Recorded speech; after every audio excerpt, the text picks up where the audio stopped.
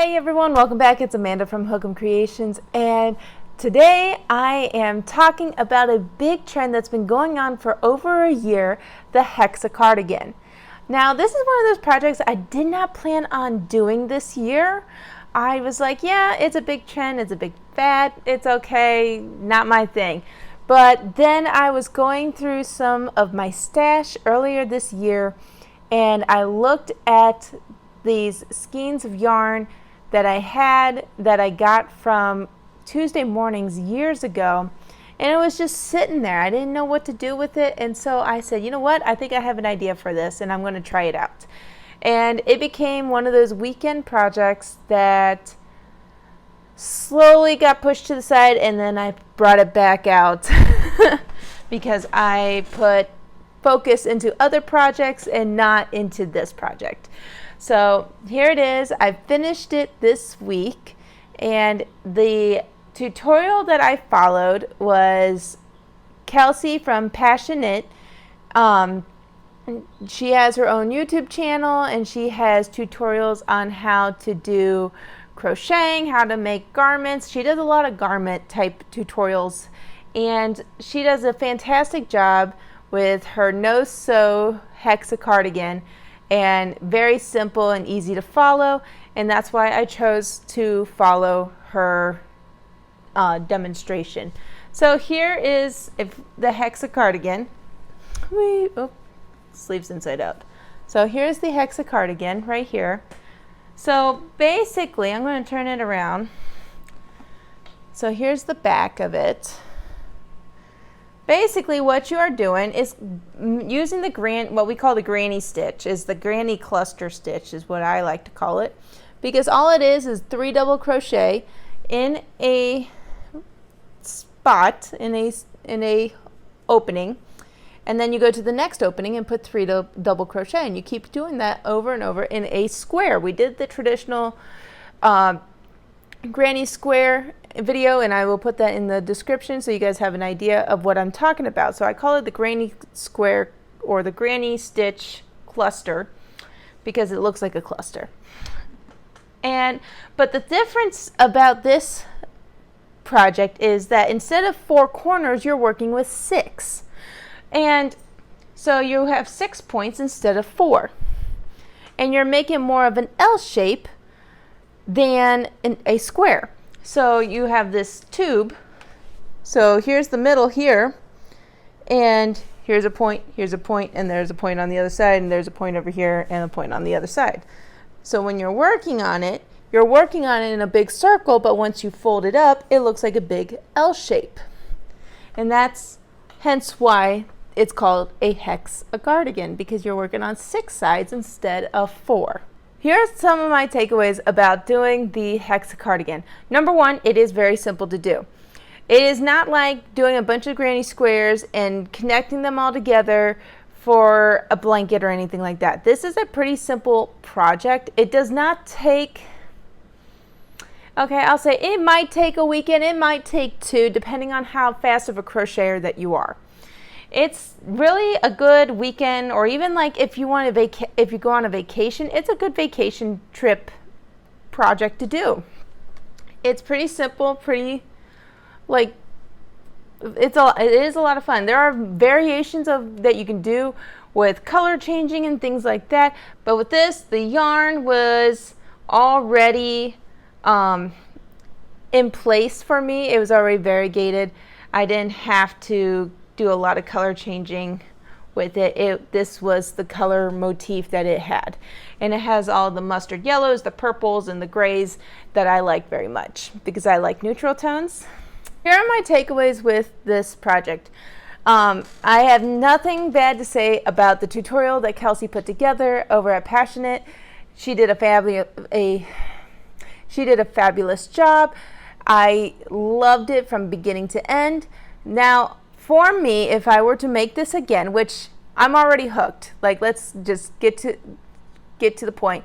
Am I hooked? Yes. It is so simple and easy and a lot of fun, and it's a great way to show your personality with any colors and just being a crocheter in general. It just shows funk and personality already in one cardigan.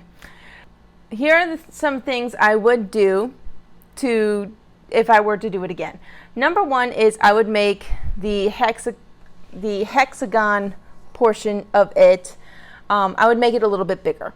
I was very limited on how much yarn I had for this project, so I was afraid to not have enough yarn at the end of it.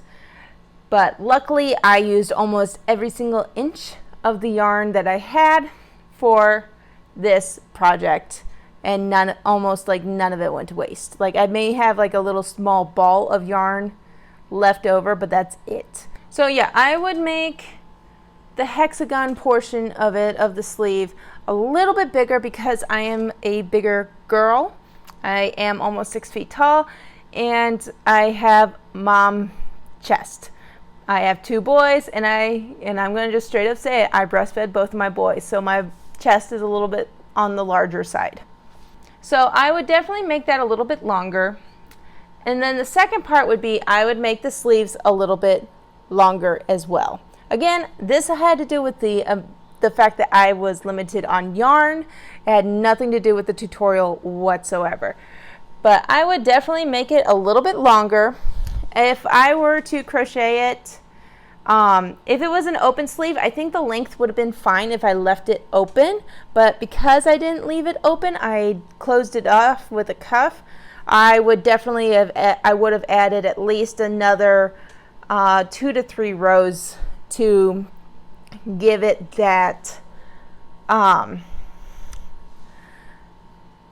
give it that length that I would have really wanted to get to the front, because if it's just out to the side, it's perfect length, but if I go to the front and have my arms out to the front, it shrinks up on me. So again, if I were to close off the sleeve, I would definitely add like another 3 rows onto this sleeve. Then comes the bottom. So I did add some to the bottom. So here is the corner where it ended, and so this purple, so I added this much extra. I would definitely want to make it longer because again, I'm almost 6 feet tall and I like length. I like to have stuff down to like my mid thigh level. So I would definitely want to add more length to this cardigan, and maybe some pockets. I've seen some people put some pockets on the front of their cardigans, and I think I would definitely do that for my next one for sure. The other thing I would probably change is the trim. In Kelsey's tutorial, she went down a hook size, a full hook size from what she was working with, and single crocheted all the way around for 3 to 5 rows, however many rows she wanted to do for that day. And I went ahead and did 4 because that's how much I had. But the fact that I tend to be a little bit more on the tighter tension, I probably could have kept it at the hook size that I was at. A worst case scenario, it probably could have gone down just a half size instead of a whole size. But I was following the instructions and trying it out for the first time, and it wasn't all bad. It does have a little bit of curling on it, but that's about it. And by the way, I already washed it to loosen it up and see if there was any like stretch coming from it, and I did get a little extra stretch from it because this is made out of acrylic. But other than that, not a whole lot of changes. She had a great tutorial. It was fantastic. It was she did what's called a no-sew. So she would do things differently to attach the pieces without sewing, so it didn't cost her more time in the long run of making this cardigan. So I really greatly appreciate the no-sew tutorial for this hexa-cardigan. And yeah, I definitely would be making another one. I have yarn from Hobby that I want to use to make. Actually, I have 2 different colors from Hobby, however you want to pronounce it. And I have plans to make hexa-cardigans, and one of them is going to be a Christmas one. So I am excited about that. Like, I need an ugly Christmas sweater, and I think this would be a great style of like ugly Christmas sweater vibes, but still being fashionable and trendy and all that stuff. So I'm excited about it. I have another colorway that is not Christmassy that I'm going to do first, but it's still fall. So I'm excited to have these ready for fall. And with that, I will see how much yarn I will typically have for my Christmas cardigan and go from there. So yeah, that is pretty much my plans for the rest of the year as far as working with the hexa-cardigans and making them myself. And if you like to see more things, more up-to-date, more recent projects that I am working on, please be sure to follow me over on Instagram. I tend to post more over there. Sometimes I do post shorts over on TikTok, and here on YouTube I try to post one a little bit more frequently when I can. But other than that, that's pretty much it. Most of the stuff I post on Instagram are more recent, up-to-date, what's going on type stuff. So be sure to follow me over there, as well as many other platforms over in my social media. The link is down in the description below on my Linktree that has all my sites and social media, etc. Also, if you want to buy us a coffee, the link is in the description below.